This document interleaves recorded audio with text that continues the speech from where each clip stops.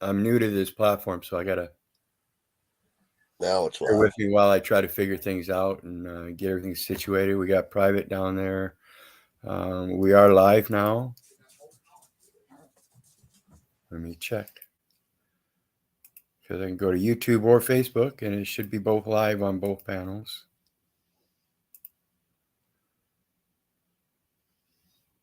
So let me see here.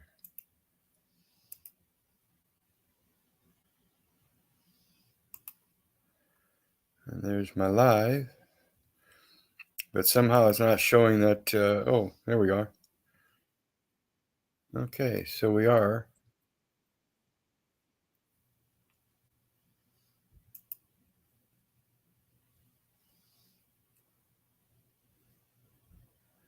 Okay, and we're live on Facebook as well. Good deal. Okay, I am going to do one more thing, and that is share this link in a couple places, and then we'll be ready. So let me get that done.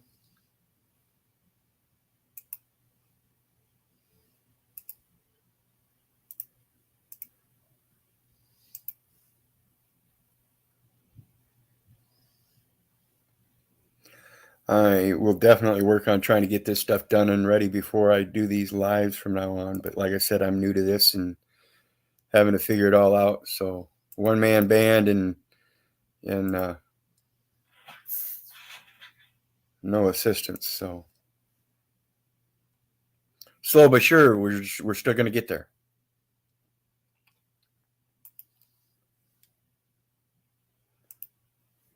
Okay, and then two more, and we're out.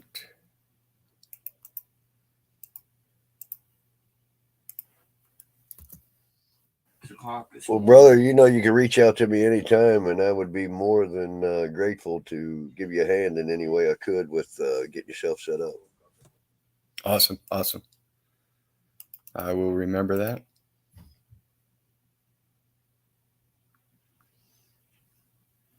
Oh, come on.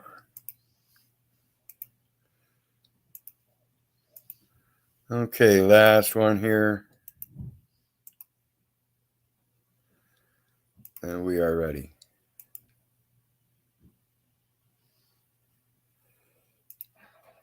So let me double check everything, make sure we're good to go on all the platforms. We're live there, we're live there. We got notice sent there, there, and there. Okay. I think we're good. Now I can shut everything else down so I don't have double screening and reverb. And we are good to go. All right. Greetings, everybody. Again, one more time, hit that like, share, and subscribe button for me, please, to help the algorithm and get more people to pay attention to these videos. I think they're important, and that's how we get more people to watch, by doing those likes, subscribes, and shares ourselves. So here we go. When it comes to this world, well, first let's start out. I hope everybody's having a good day, enjoying life, living life, loving life. That's one of the most important elements, is when we wake up, we have that positive attitude in life so we can go forth and make those positive steps. So when it comes to this life that we're living, and we wake up and we've got this negative thought, and we've got this guilty feeling and stuff, and we're feeling bad because we've done something wrong, we've got to repent. And a lot of people miss the concept that repentance is a godly thing. It's not an earthly thing. It's not a manual thing. It's not something that was derived by man, that we thought we've got to do something in order to placate to this God thing, when in fact it's a spiritual presence that's spoken of in the scriptures. And this is because God did certain things in this world, and he created certain things, and it didn't go the way he actually thought it would at the beginning. And so he destroyed the world. And so for that, he repented and placed a oath before the people that he would never do that again. And that oath isn't just that he would not do that again, but that there's a certain immutable promise that he gave unto man, and that he violated that promise. He promised that he would protect man, and he turned around and destroyed man. So please bear with me while we have some slight inconvenient disturbance during the broadcast here. Hi, sorry, I didn't get here in time. We've got groceries coming, so we're going to endure that for a minute. And in the meantime, I'm hoping I'm going to look at chat and see if there's You're very welcome. Thank you. Any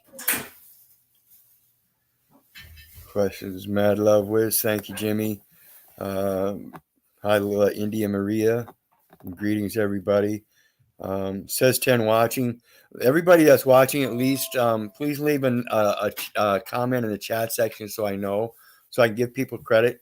Again, this is a new platform for me, and I'm not the greatest at it, but I want to get better at it. So I'm going to ask others to get better at it as well. Please, when you come into the room, at least drop a hello or something. A gentleman always announces his presence. Okay. So in Equity, we announce our presence, and I'm hoping I can get better at that myself. So please do so. In the meantime, back to the godly thing about repentance. The scriptures tell us in King James Version that there's a certain process that we're supposed to go in life. And many of us are familiar with the process before we ask for forgiveness is going to our brother in private and making light of the situation that might be problematic. So the process is a matter of communication and not a matter of action. In Isaiah 54, it tells us the concept and why. And I got into a discussion on another panel the other day, because this other panel is kind of like a counseling panel almost, where we get together and we talk about various different things. And one of the things we discussed on there the other day was a certain relationship. And the relationship is a coming together of two people, or two creatures, I'll say, two creatures.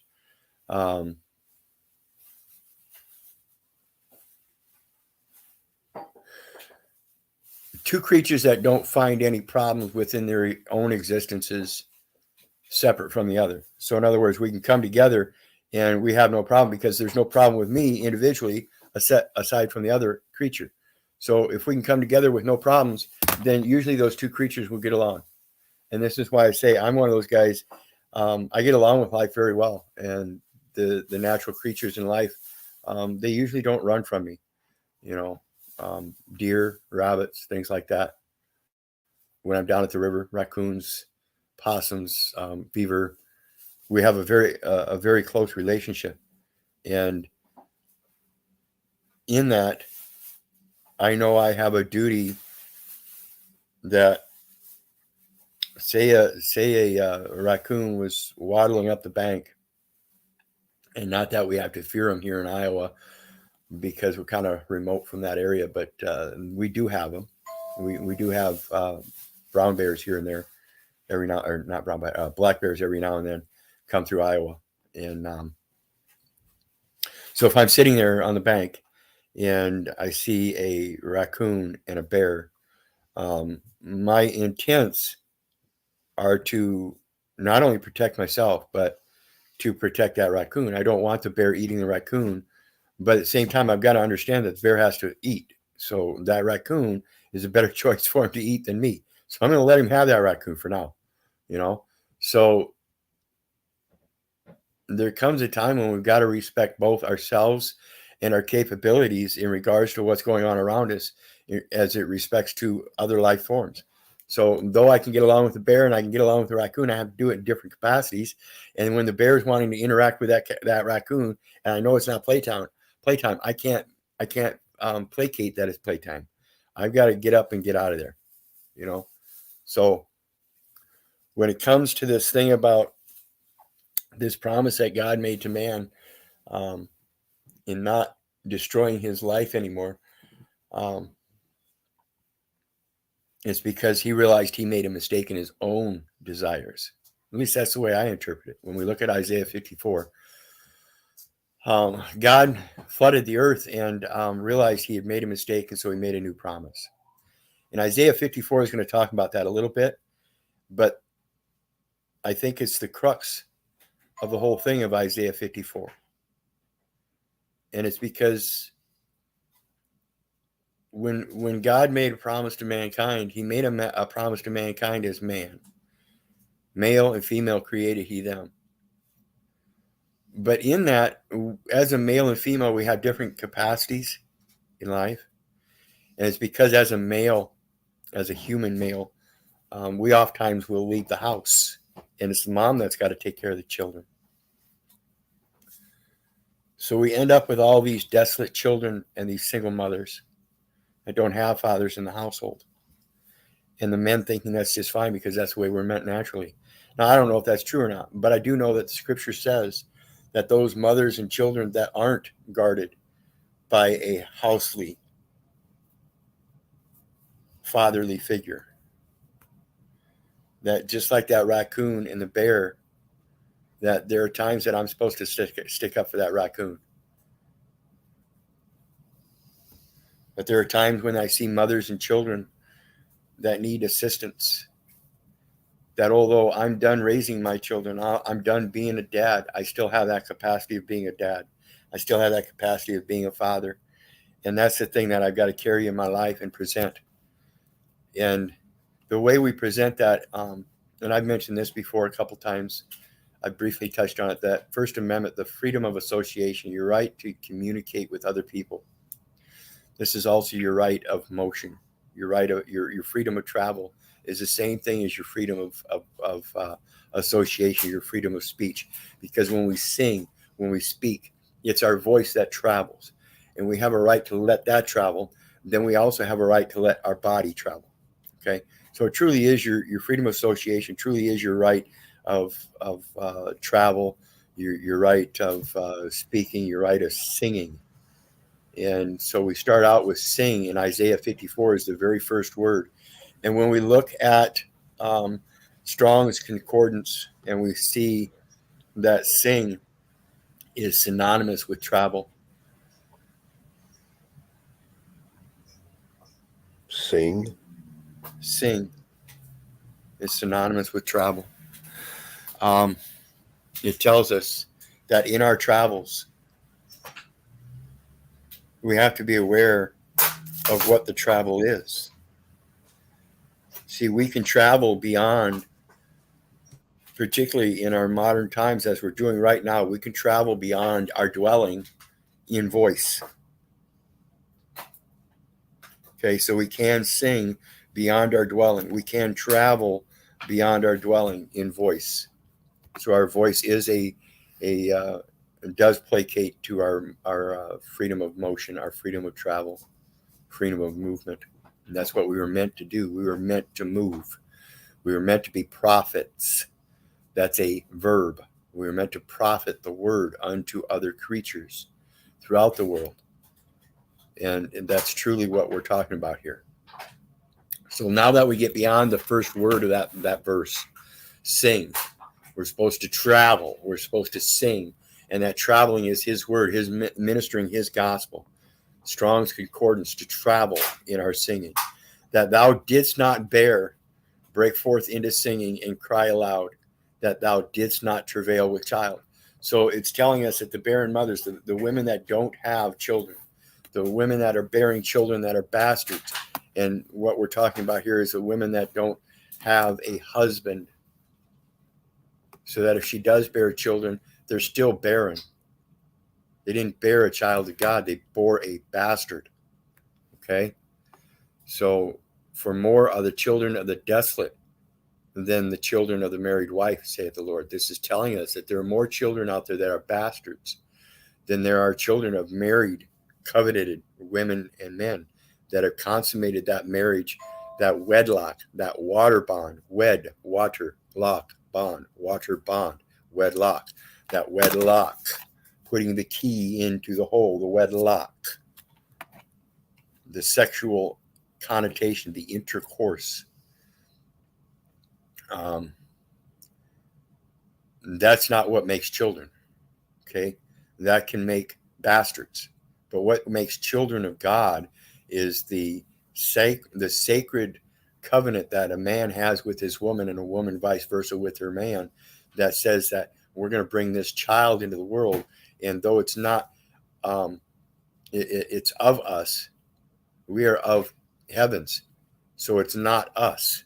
And that's the same concept, that we are in this world and not of this world. And so the children are not ours, but of us.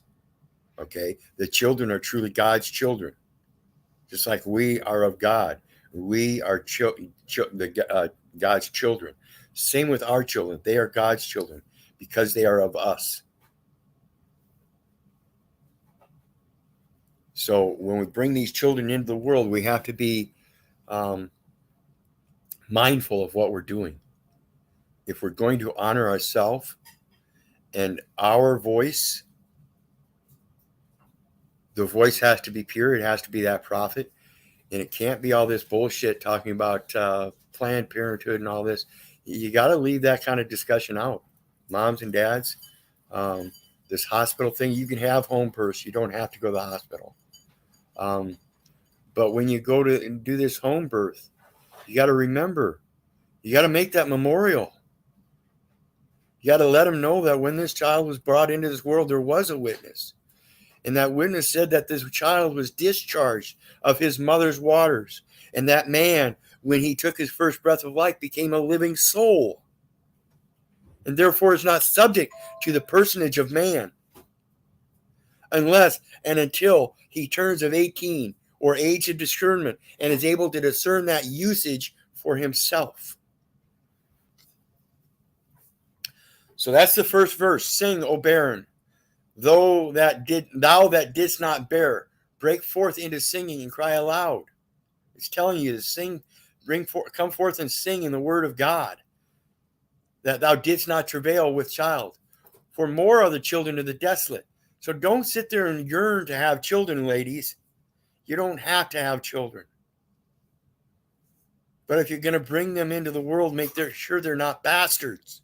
Make sure that you hook up with a solid man that is in the Word of God and doesn't placate to any fucking falsities.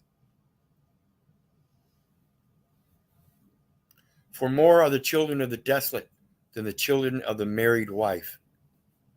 There's more bastards out there, and I don't care what your marriage statistics say. I don't care if it said 99% of the population is married, and therefore 99% of the population has a wife with a married wife. No, that's not the way it works according to Scripture. Scripture doesn't have anything to do with today's marriage as it legally sits. It has to do with the original covenant of a man wanting and needing the protection of a woman, and a man, or a man and a man needing and wanting the companionship of a woman, so that he's not seen as being alone. This is the loneliness. Women don't feel lonely. Women know that there are plenty of men out there and they can go get any man they fucking want. Okay? So the loneliness comes from the man. He's the one that goes out there on his own and sleeps night after night on his own without anybody else, if he's the one supporting that household. Metaphorically. So the second verse, enlarge the place of thy tent, and let them stretch for the curtains of thine habitations. Spare not, lengthen thy cords, and strengthen thy stakes. So when you have this house, it's the man that builds the house. And when that man builds the house and he wants a woman to come join him in that house, it's the man that's supposed to spare not. It's the man that's supposed to lengthen the cords. It's the man that's supposed to strengthen thy stakes. It's the man that's supposed to go out and get these materials to do that. So when you're building your house, make sure you build it on a strong foundation, and make sure you're using 2x4s and not toothpicks. Make sure you don't have a log in your eye while you're trying to help somebody else out. Okay? For thou shalt break forth on the right hand and on the left, and thy seed shall inherit the Gentiles and make the desolate cities to be inhabited. The right hand and the left hand. You can't have good works without, or you can't have faith without good works. Okay. So the right hand of truth has to be supported by the left hand of faith. And you have to put them together and you have to do something with them. You cannot just sit there and say, you have to fucking do something. Okay. You have to make the desolate cities to be inhabited. You have to do that. They aren't just going to inhabit themselves. Fear not, though, for thou shalt not be ashamed. Why would you ever feel ashamed to repent for doing something wrong if you know that God repented himself? If you know that God repented himself, can't you use that as one of those stakes to strengthen the home?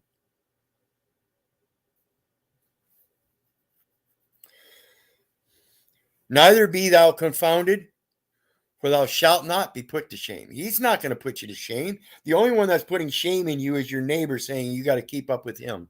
You don't. You do not have to keep up with the Joneses. Just because your stake isn't as strong as his doesn't mean you don't have strength. And it doesn't mean that you can't acquire more strength to strengthen it further. We are never born at our strongest. We are born at our weakest, and we are meant to get stronger as we go.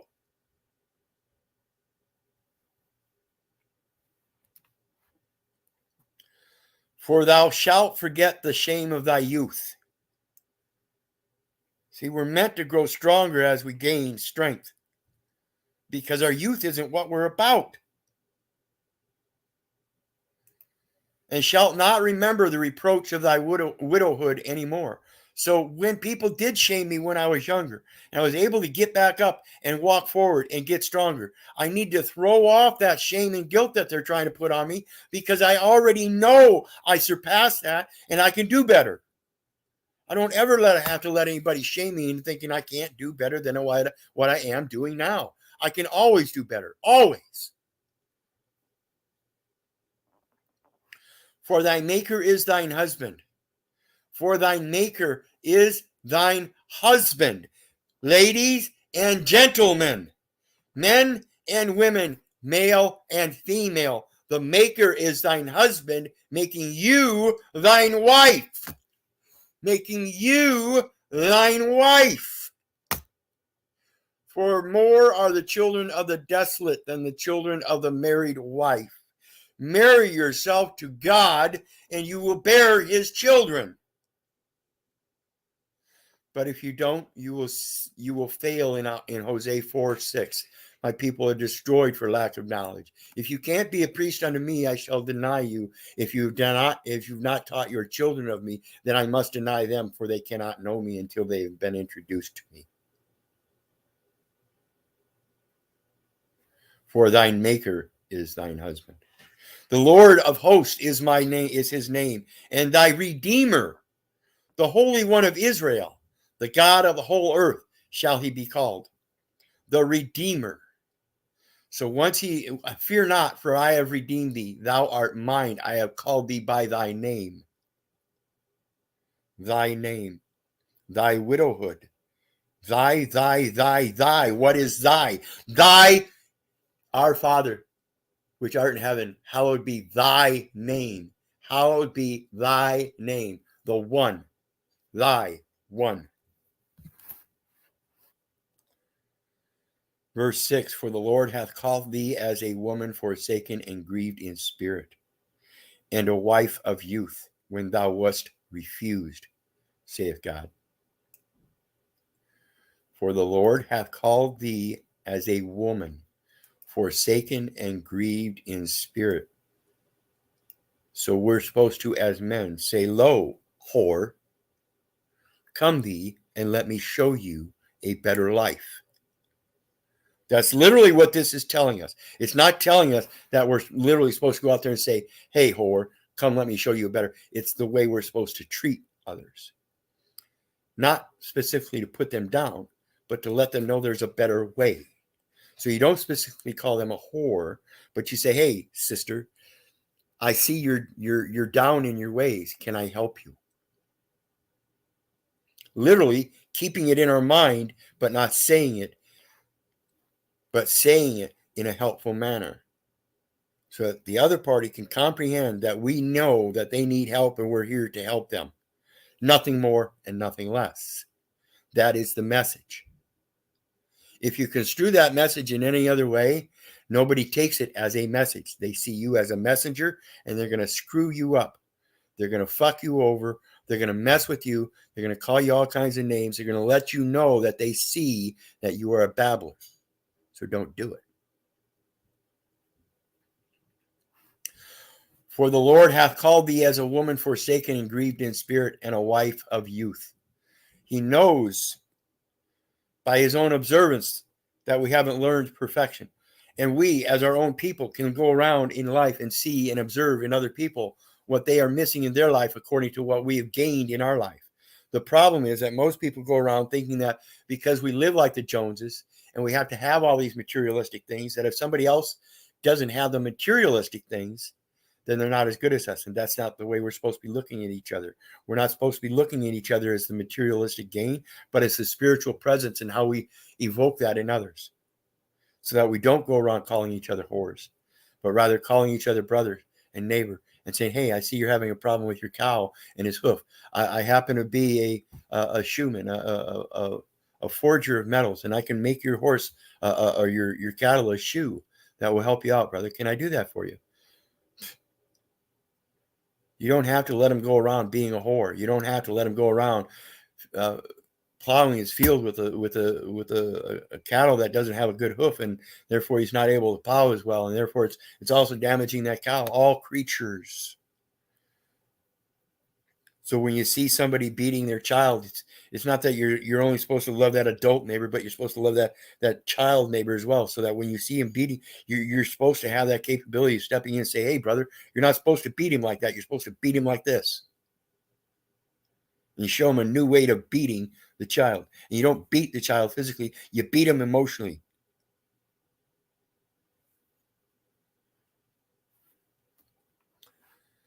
When thou wast refused, saith thy God, when thou wast refused. He created you and said that he would put you in here and provide you all these things, and then he refused you.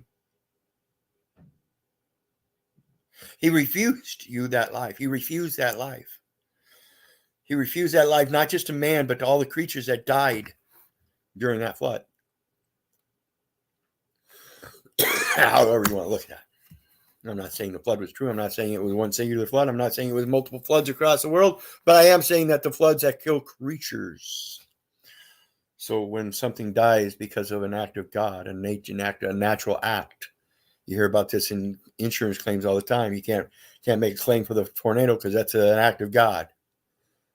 They moved you out of the floodplain because that's an act of God, and they don't want to pay an insurance claim every 5 years because that the place where you decided to build your house floods every 5 years. So don't be an idiot. Don't build your house where it fucking floods every 5 years. Don't build your house in a fucking tornado alley. Don't build your house where those things happen. Oh, wait a minute. Those things are acts of God, and they happen anywhere they fucking want to. You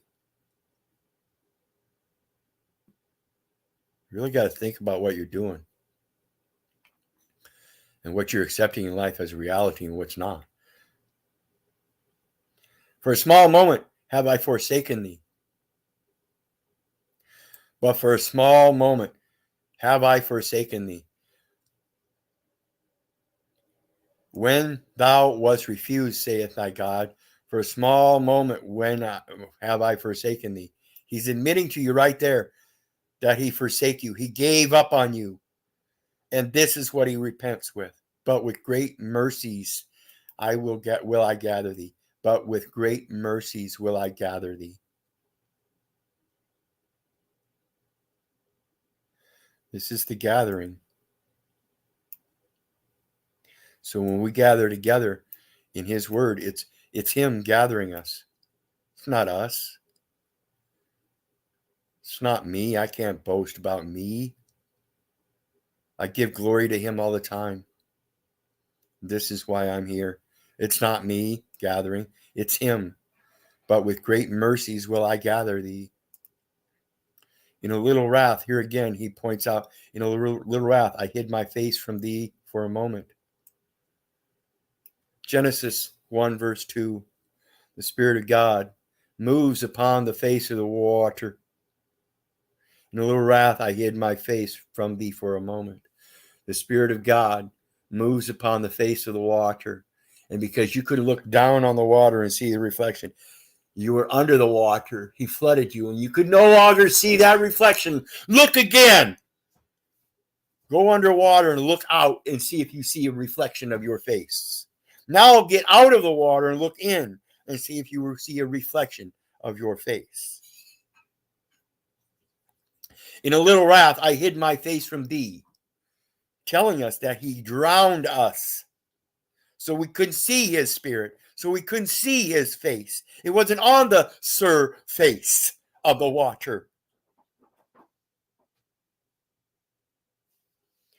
But with everlasting kindness will I have mercy on thee, saith the Lord, thy Redeemer.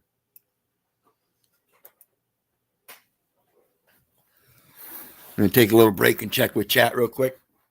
We're about a third of the way through, a little bit over, almost halfway. Rich Man, Muhammad Don Moore, greetings. Brielle, good to see you here. Lori, good to see everybody here. I don't know who all's here. Says I've got 18 watching. And when I see participants, it only shows me Lori and Cleveland Steve. So, there's Jimmy Shively. It shows me Jimmy Shively now. So please, again, introduce yourself in the chat to everybody and let me know you're here by just saying hi. In the meantime, again, when we think about these verses in the scripture and listening to some pastor up on a pulpit, I urge everybody to get out of that scenario and get a Bible yourself. I know a lot of people that go to church, but they don't even have a Bible at home. And this is telling me that there's a want, but there's no real desire. And so if you want to desire or prove that you have that desire, then I think it suffices to say that you should have the material to view yourself. Rob Johnson, Freedom Grower, I am. Greetings, folks. Thank you. John, thank you. So it's important, and this is what I tell people about in my legal research as well. When I come across all this different material, I'm making my own library. I print off a lot of these documents and doctrines and laws, and I've got my own little library in there in a file cabinet. Actually, a couple file cabinets now, along with a couple little milk crate shelving things. It's growing, and that's what we all need to do, and that's what sustains us is our material proof. And I'm not saying that you have to have a physical library, but you certainly have to have the knowledge. And that doesn't come without having deep studies.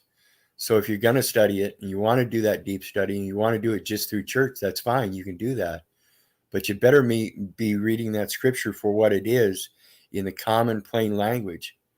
So you can do these kind of panels and show people how you interpret it. Because as far as I know, the way I've interpreted things in the last 6 years, I haven't had many people rebut me. And when they did, I had to take a look at things and seriously look at things myself. And you will see that I have changed. I have changed over time. There was a time that you can definitely tell in my beginnings of the research here on Facebook, my story here on Facebook, my library there will show you that I was taking things and just throwing them on the wall, hoping something would stick. You can see that in my own research. And as it progresses, you can see how I've refined my research and gotten more and more studious to the facts that are pertinent. And that's where we're at today. We've got to quit with all the bullshit and start practicing what's real. And we've gotten into this society that I've sat here for almost 6 years and told numerous people many times that we're doing nothing but sitting here acting as Hitler's willing executioners, telling people that we're doing the exact same thing they did 80 fucking years ago. 80 years ago, Hitler had people willing to do the exact same thing that we're seeing here in America today. Now, if we think we resolved that problem through the Nuremberg trials, and yet here we are, we're still wearing masks because of some government mandate, then somebody is very seriously misconstrued and not paying attention. This is the common modern day Hitler's willing executioners. And I want you people to pay attention. When the states ceded their jurisdiction to the United States, who is located in Washington, D.C., and Washington, D.C. has no statehood, how does any of them propose sovereign powers? You can't.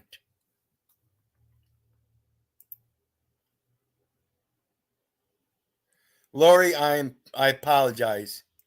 I'm not good at this. I just deleted your comment rather than trying to show it, because when you posted your comment, AI picks up on certain things. So keywords like Jewish, it will ask the moderator or the host if they want that comment to be posted. So when you made that comment, I tried to post it, but I accidentally said to put delete. So here it is.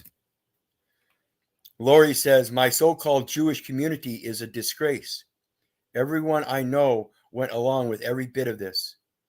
Whatever happened to never forget? Very good point, Lori. Very good point. No, you don't have to apologize. It's just that's the way AI works, and I just pushed the wrong button. But there's your comment. And like I said, that's a very good point, because when we have an AI system that's negating some of the best qualified questions that we can ask, we need to start paying attention to that. That's telling us that we're asking some good questions. AI is not stupid. So think about this stuff. So let's get back to it. I don't want to take too long, but I don't want to skip over things either. So here we are at a point where we found out that we have a duty as men to look out for the barren women and children, because they are more desolate than there are of the married wife. And in order to bring things back into scale and comparison and that equity, so things are more even, then we have to balance that scale out.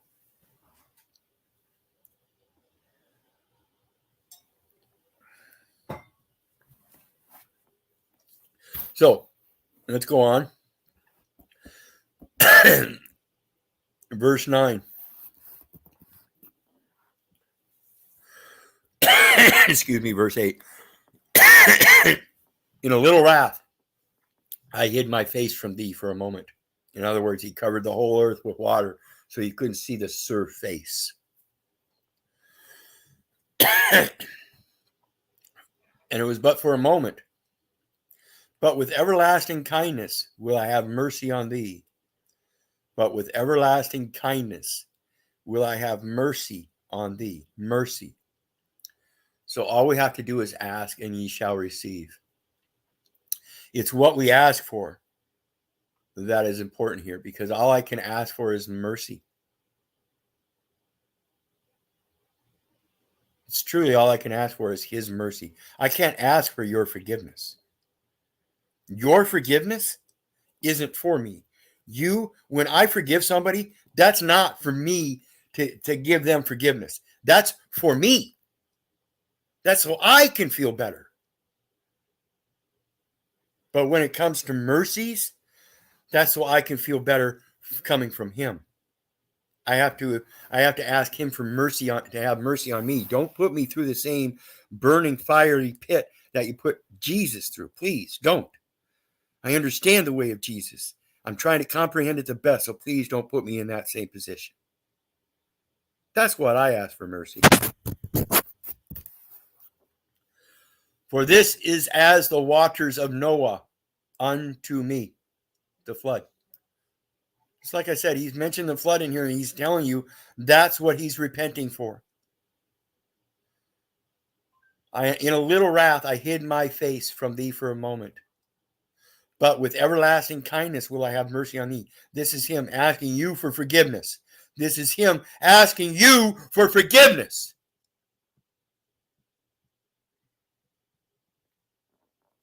Please come seek my spirit.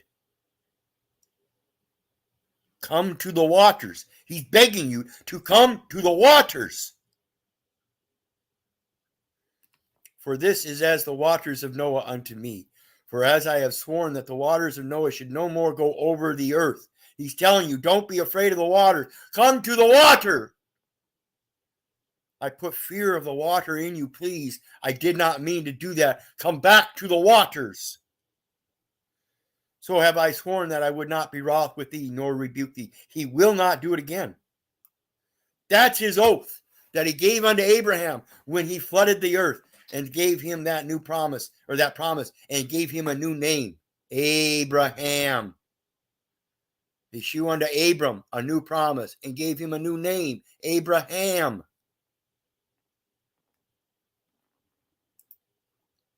For the mountains shall depart. They will fall. Over time, the mountains will fall without the water. They will fall due to his trembling and shaking the earth.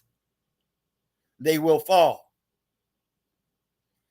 and depart, and the hills will be removed. But my kindness shall not depart from thee. He's always going to be kind to thee.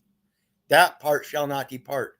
So if you want to be part of that, then you shew his kindness unto others. Otherwise, you depart from him and his kindness. He doesn't depart from it. And it doesn't part from you. You depart from it. You forget him. You forget his promise.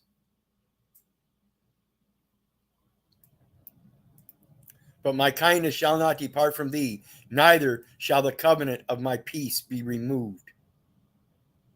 His peace is already there. So when I ask for his mercies, I don't ask for his mercies from all of the wars. Because I'm hors de combat. I'm not in that war. I ask him for his mercies to keep me alive as long as possible from the acts of God in nature that would destroy me. I ask him to keep me safe from a flood, a tornado, a lightning strike. I ask him to do that because I want to live another second. I want to breathe another one of his breaths. Saith the Lord that hath mercy on me. O thou afflicted, you are afflicted. You are afflicted just by being here, tossed with tempest. This is your temptation. We come from heaven. And if heaven's such a great place, then what are we doing here? This is our temptation to see if we really belong in heaven. And not comforted. Behold, I will lay thy stones with fair colors, and lay thy foundations with sapphires. There are many verses in here that talk about this. And I will make thy windows of agates, and thy gates of carbuncles, and all thy borders of pleasant stones. You want all those gems and shiny silver and gold. A word fitly spoken is like a golden apple wrapped in silver frames. Speak them. Coin your words or purse your lips.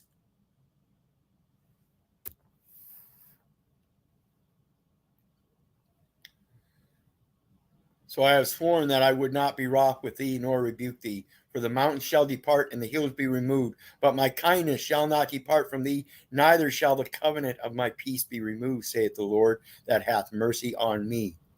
O thou afflicted, tossed with temptation, and not comforted, going through foster home after foster home after foster home, and then being adopted, and I thought I was comforted.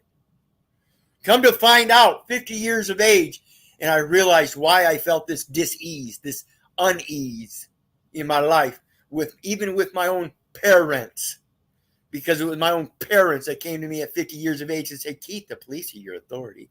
Now I realize my illness is because I was confused just as they were in their teaching me. So I grew up confused. I didn't start getting this clarity until I started reading this shit myself and started making my own discernment. And I think I'm making good discernment now. I think I have a valid mind in operation of sound and body that can discern the two and make its differences. And I will make thy windows of agates and gates of carbuncles, and all thy borders of pleasant stones, and all thy children will be taught of the Lord, and great shall be the peace of thy children, Hosea 4:6. And all thy children shall be taught of the Lord. So when he shewed unto us that promise of immutability to seek counsel in him, he shewed us a promise that we never had to go by the wayside of Hosea 4 and lose knowledge. We could gain knowledge simply by going to him. Asking, ye shall receive. And ask for tender mercies, and that's all you need to receive. Then all of the other information is already there. It's already there in your heart. Every last one of you as an adult, as age of discretion, that can discern things for yourself, can discern that yourself. And it takes no grammar. It takes no defined word. You can do that yourself without even speaking to anybody else. Therefore, again, proving that you don't need words, just actions. Just show people how you act, and you can convey that same message. I can show people today in my life what I mean by this reading that I'm doing today, simply by not saying a word. But many won't get it. Those that do will certainly get it, because they'll know it by actions alone. Others that will get it by my words may get it, and they may practice it for a while, but they may not ever really get it. They may never really get the actions down. And that's truly what it's about, is your actions.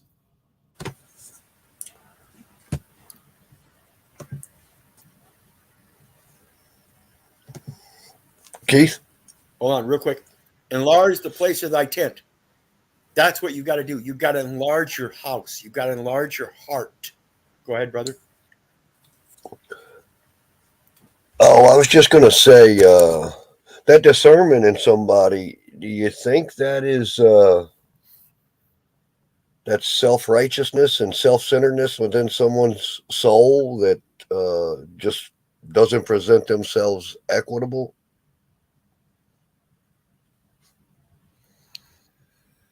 Equity is a hard thing. They're centered on their self instead of they're self-centered and not centered on self. Yes, and that's the hard thing about equity, is a lot of people see equity in themselves, and they think that because they see themselves being fair, that everybody else is wrong, and that's not the way it actually works. Yes. I would also like to say we've got 28 people watching you now, and I just want to remind folks to hit that like and share button for you. Yes, please. Thank you. Please and thank you. In the meantime, Norris, yes, I'll drop you an email when I get done, and we'll get that Zoom. My apologies. And while I'm here, I'm going to make apologies to everybody that I've been dismissing. I'll say my apologies. The pain medication kind of puts me through a loop. I really don't like pain medication or any kind of medication. So when I'm on this pain medication, I realized I've gone through some mental dystopia here, and I've recently been able to start feeling better, and so I'm not taking as much pain medication. So please, my apologies. I will get better at that. So let's get back to it. It is a matter of clarifying and correlating things that you wish in your communications with each other. And that's why I think it's so important that people learn how to communicate better. That's truly the problem, I think. So let's get on to the next one. We've got a few to go here, and we're done. But the last few are the powerful ones. So, and as I said with Hosea 4:6, my people are destroyed for lack of knowledge. This is why we're going to instill that back into our children, and that's what guarantees our future. That's what guarantees that our children's future, or his children's future. And all thy children shall be taught of the Lord, and great shall be the peace of thy children. So the more our children learn of the Lord, the greater their peace is. Okay. So let's read the last 4 verses here, 14, 15, 16, and 17. 14 says, in righteousness, and this is what you were just asking about, brother. In righteousness shalt thou be established. Thou shalt be far from oppression, for thou shalt not fear, and from terror, for it shall not come near thee. And this is what I see in myself. Not that I am righteous, but I wish to be as righteous as possible. And so in that thought, I try to put forth what I've established in my life as what built my character. And so not only do I have to tell you about the good in my life, I have to tell you about the bad. That's what righteousness is about. It's not about being all good. It's the fact that I have to, if I'm going to be in a righteous manner, I have to tell you about the good and the bad. Okay? So thou shalt be far from oppression. Because if I don't tell you about the bad in me, and you gain all this confidence in the good, and then all of a sudden you find something that is not good, and that depresses you, you blame me for oppressing you because I didn't explain it to you before, and that was the cause, and therefore you hold that as my intent. And that's not the way we're supposed to communicate. So I urge everybody, and this is why I have a hard time communicating with others, because most people won't communicate the way I do. They won't. Okay. 15. Behold, they shall surely gather together. Remember, we spoke earlier about gathering. Behold, they shall surely gather together, but not by me. But not by me. Whosoever shall gather together against thee shall fall for thy sake. Shall fall for thy sake. Did you guys know that the word case means to fall? So if you have a case down at the local courthouse where they're disputing your actions and they want you to gather there with them in their little group,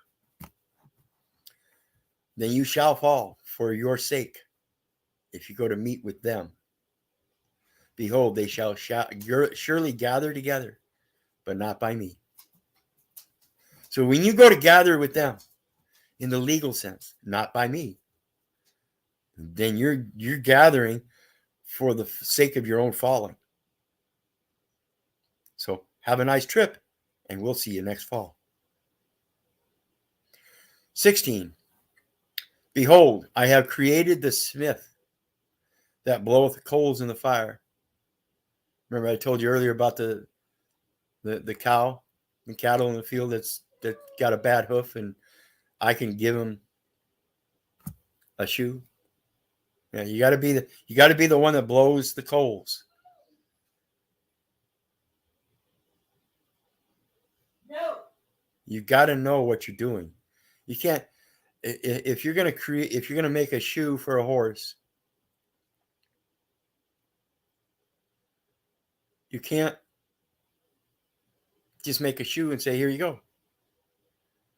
They've all got different sizes, different shapes, different cliffs. And so as a guy that wants to provide something, a tender mercy to the horse to show him mercy so his hoof doesn't hurt anymore, then he's got to make a proper shoe. You can't just go making a shoe and say, there you go, I made your shoe. There's my mercy. It's not going to hurt no more, because if it does hurt, then you haven't given any mercy. Same thing. Same thing. Too. Behold, I have created the smith that bloweth the coals in the fire, and that bringeth forth an instrument for his work. And I have created the water to destroy. Come back to the water. It's the destroyer. It's the destroyer that he used to destroy the earth and all that was on it. And in his haste, he realized, wait a minute, I better save at least one because I might be making a mistake here. And when he got done and he realized, yes, he did make a mistake, he repented. And he's asking us here in this, Technically, equitably, how they describe Jesus as walking on water, saying, come back to the water. You're able to walk on water within these courts. You have to be able to walk with the strength. You have to be able to bring the surface to the table. You have to be able to bring the Spirit of God to the face of the table. Go until the They judgment is recognize the adjudicated proper under God's word. word. It's all with. Yep. I'm sorry, my brother's here with me, Keith. I didn't realize I was on off mute. No, you're fine. You're fine. I was right along with you. I thought you was part of the conversation. You see how smoothly that works, folks? If you're not actually interrupting, it's not actually an interruption, is it? No, not at all. Okay. All right. Well, I've got one last verse to go. And then, guys, the panel is open. The link is down there if you guys want to come up. Just scroll up to the top, and there's a PayPal link if you want to throw a donation. And there's a StreamYard link at the very top. So panel is open after this last verse. I'd like to have it open for more discussion with everybody, but I feel the embarrassment of coming up on panel. If you don't want to come up, that's fine. But I'd really appreciate it because I like that involvement. I like that involvement. So I can add to that for anybody down in the chat that is a little intimidated about coming up on panel and opening up to some of the issues that you may be dealing with. Hey, listen, I was one of those guys many years ago, as Keith will tell you. But as you get up here and the more you learn and the more love that you fill your heart and soul up with, the easier this will get for you, because it is truly the equitable thing to do in these times of needs, to educate our youth. And Keith, I really didn't realize that, although I've thought about that before. But when you and I were talking earlier before this panel here, you brought that up about educating the youth, and boy, does that hit home. Does that really hit home? Because even me, it's like when I first come up on Paul's panel last night, I jumped up there to speak with Ramon a little bit in his situation. And I noticed a couple of days before that, Z was elaborating on his situation and his relationship, which you of all people kind of know I fell right into the same category as Z, right? They even come after you. yeah. So it's a sick world we live in, folks. It is.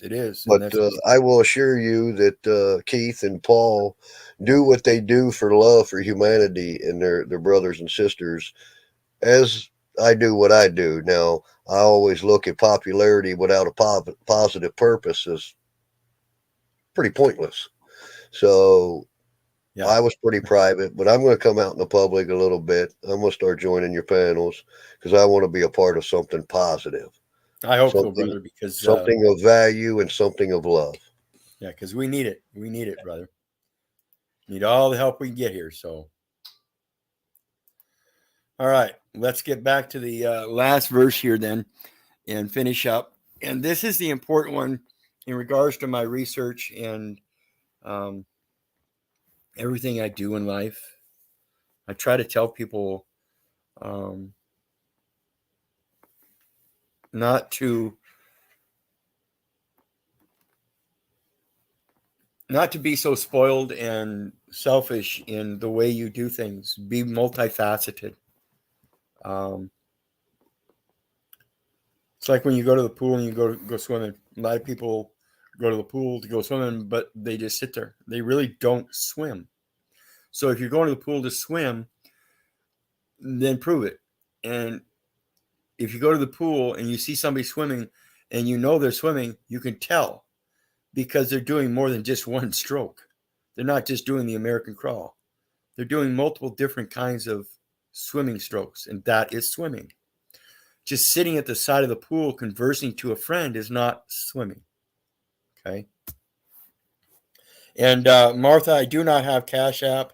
I'm working on it, but I don't know what other venue I'm going to use. I do have Venmo. I've never used it. I don't have a card. And I've got to go through and just get down to it and get that opened up. But until then, all I've got is PayPal. Okay, Isaiah 54. It says, no weapon that is formed against thee shall prosper. And this is in regards to today. Today, the weapon is the tongue. Okay? That's the weapon. It's the word. They're using the words against you. And what they're doing is they're stealing your time. They're using the words against you to steal your time here on earth. No weapon that is formed against thee shall prosper. And they're using it in every tongue around the world. And every court around the world today is geared towards using English as the court language. Okay? The English language itself, though, is an adoption of multiple other languages. Okay? English merely adopts the terms and conditions placed upon various words in other languages. So in order to learn to let no weapon formed against thee to prosper, we have to learn those tongues. We have to learn what the English language is actually about. And this is what that dumb son of a bitch on the bench looked at me one day and said, do you understand English? And the dumb son of a bitch that stood there and answered him said like a fool, yes! When in fact, even a bigger fool, he didn't. Today, he comprehends it much better for what it is, but he realizes you can't understand English. You have to look at English, research where it comes from, so that you can comprehend where it comes from. Otherwise, you can't, it's impossible to understand English itself. English itself is just an adoption of a bunch of others. So the English itself is actually a falsity. In order to truly comprehend what you're saying, you have to truly comprehend those other languages. So let no tongue prosper against thee means you have to learn those other tongues. You have to do your research. It doesn't mean you have to learn every word as it is. But when you hear something and you don't recognize it, you do some research on it and find out what it means according to the actual language that it comes from. And every tongue that shall rise against thee in judgment, thou shalt condemn. Why? Because I'm not here to be judged. That's not your job. Yeah, okay, so your opinion, your judgment, your opinion has nothing to do with me. Okay? It has to do with you. Just like that forgiveness has nothing to do with me. When you forgive me, yeah, your tongue against me doesn't mean it have anything to do with me. It has to do with you. It has to do with how you comprehend what you're speaking.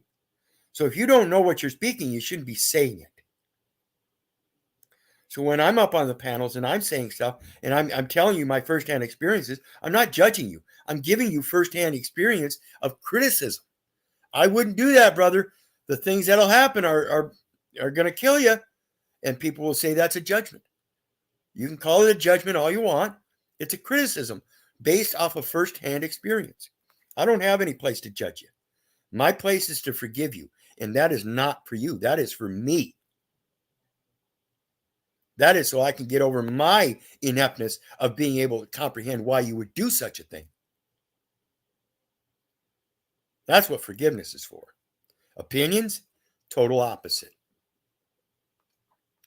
Now, this is the heritage of the servants of the Lord, and their righteousness is of me, saith the Lord.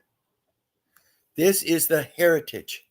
We pronounce it heritage, but when you break it down, it's 3 words: her, it, age. So at the age of discretion, I can have it, whatever it is, according to her and what she provides. That is my heritage. That is in her, it ends. The actions in her, it.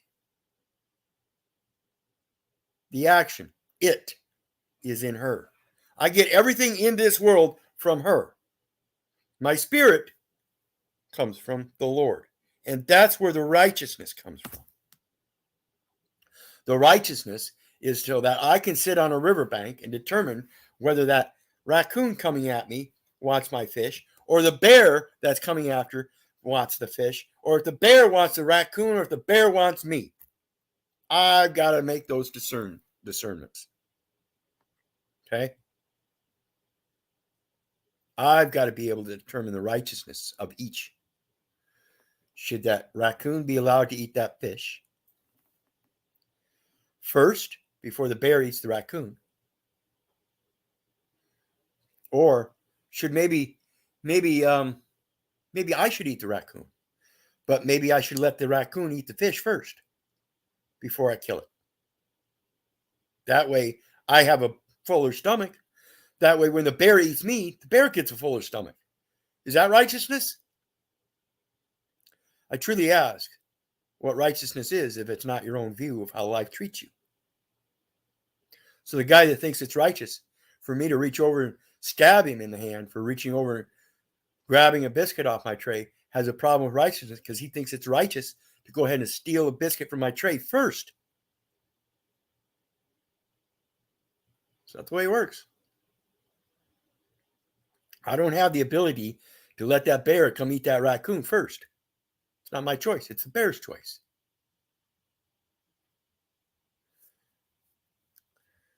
And every tongue that shall rise against thee in judgment, thou shalt condemn. So how do we condemn those that rise up in judgment against us if we don't know those words? You can't. So again, the second statement in that tells us we have to learn the words in order to rise up against those that would place judgment against us. We have to learn the words in order to let no tongue prosper against us.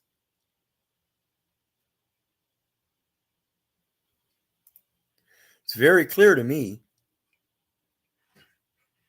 But that, again, that's only because I'm the one sitting down reading these scriptures and trying to discern them for myself. I'm the one doing the research to look up the words in the concordance to find out what they mean. You know, I'm the one that finds it surprising to find out that, yeah, sing means travel. But yet, through my other research, I find out that's not quite so far off because a voice travels, doesn't it? Yes, it does.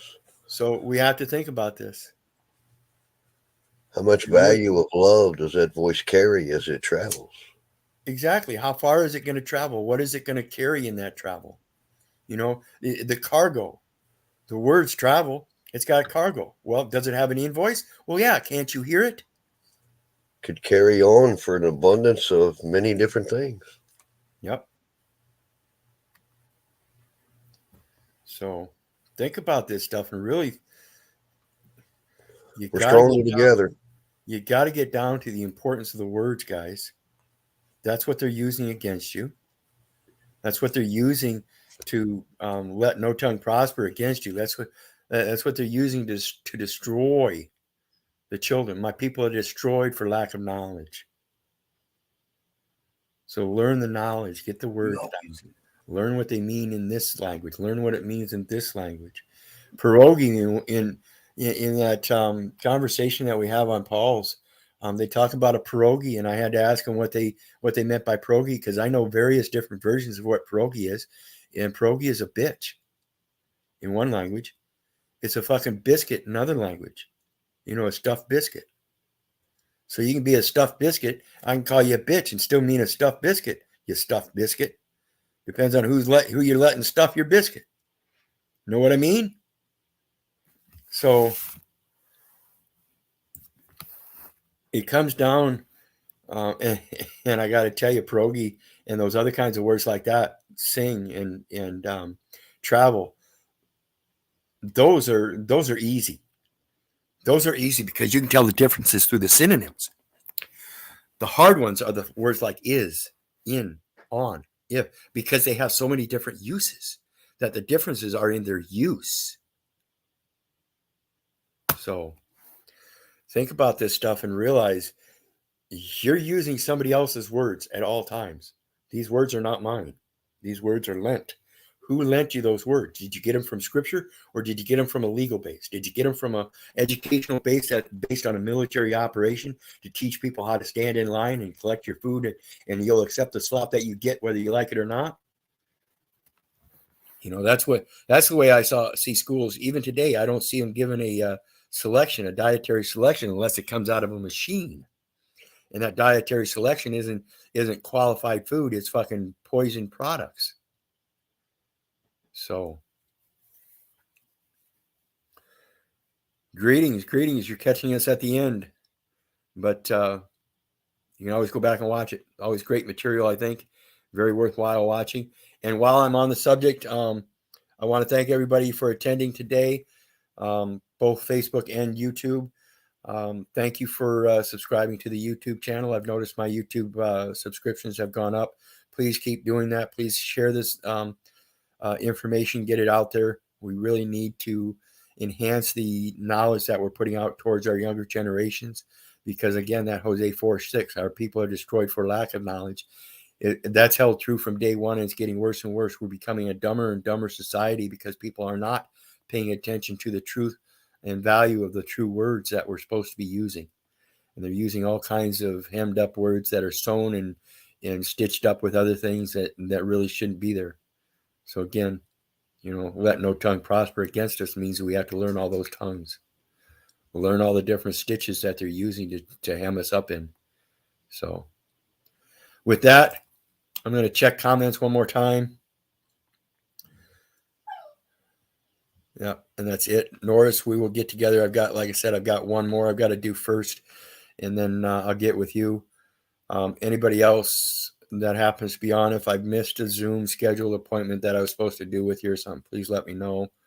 I'm going to grab my other forum links here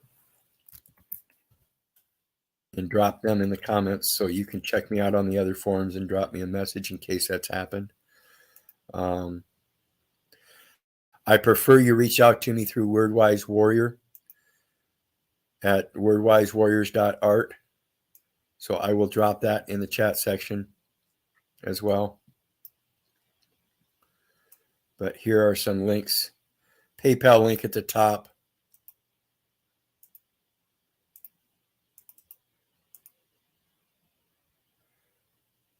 Looks like I better do them all separately. Oh, no, Yep. Oh, yeah, I'm going to have to do them separately. Hold on, guys. Let me do this.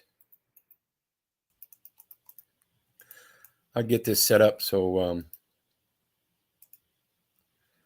as I practice, I get better. Okay, there's my PayPal link. And folks, PayPal is not for any services or products or goods. It's for contributions only. We do not buy or sell anything here. We do not provide services or goods, nothing like that. So the PayPal button, even though they convert it to a payment, it is a donation only, period. And then I'm going to put the Lawful Living link. This is Malika Dulce. I'm a co-host on her site there. Not so much the site, but when we do the Zooms, which are every Tuesday and Thursday at 2 p.m. Central Standard Time. You can reach us on Malika's Zoom. Just go to that link there and sign up on that site. She might want a small donation to sign up for the site. I'm not sure. I do know she wants a small donation for joining any classes, which is always reasonable. Just make sure you're making it worthwhile. If you're going to give her a $5 donation and hound her every day, that's not really worth it. If you're going to need her assistance every day and need to call up and talk to her every day for half hour or something, make sure you give her a sizable donation. We're not wasting our time on this. The next one is my Facebook groups and homepage. So I have my homepage, which is my regular Facebook page on Facebook, is the first link, and then the other two links are the group links. One for oh, wait a minute, maybe it didn't post them all. Yeah, it's not going to post all those links. It says this page is not available. So let's try again. Got to do those separately as well, I guess. So the first link is my Facebook page. You can contact me there through Messenger if you need to get a hold of me immediately. That's the most common place that most people get a hold of me on, which I have no problem with. I'm trying to get everything switched to the private email, but until then, I got to put it out there. And then the last one here is my private email.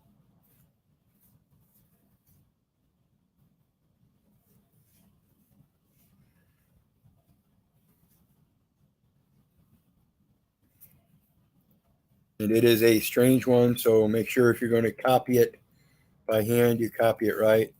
Otherwise, copy paste it. wordwizard@wordwisewarriors.art. Please feel free to contact me there. Again, it's going to have to be for viable conversations and stuff. Realize I'm a busy man. I may not get back to you right away. I'm also at ill health at the moment, so if I have to take pain medications, my mind will get loopy and I may forget various different things, as I do not write many notes down. I try to do my best to remember everything here. In the meantime, thank you for joining. Make sure you hit that like button, share, subscribe, and get other people on this channel as much as possible.